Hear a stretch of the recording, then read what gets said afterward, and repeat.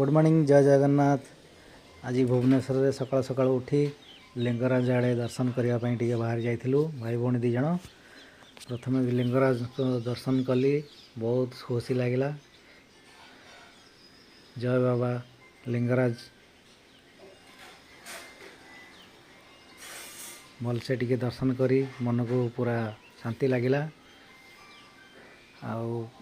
तापरे आमर भौणी पाखक मु पलि आसती, जेहेतु आम सका गाधुआ पधुआ कर जाई नथिलु, बाहर दर्शन करी पलि आसिलु। बाबा को टिके मन मन स्मरण करी जुआर होकि आसिलु।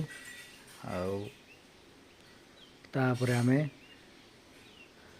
जाइथिलु टिके जलखिया खाइबा पाई। तो सेठी सकाल सकाल दहीबड़ा आलुदम आमर लिंगराज पाखरे भाई भौणी टिके जलखिया खाईदे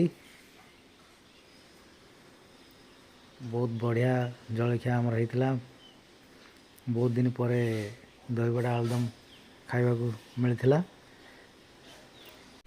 जलखिया सरला परे बाहर जाइए माछ मार्केट रे आम चिंगुड़ी और पहणा आनी आमर राधाकृष्ण नगर पाखे थिबा माछ मार्केट रु नहीं आसी आम घरे लंच पाई सरीला।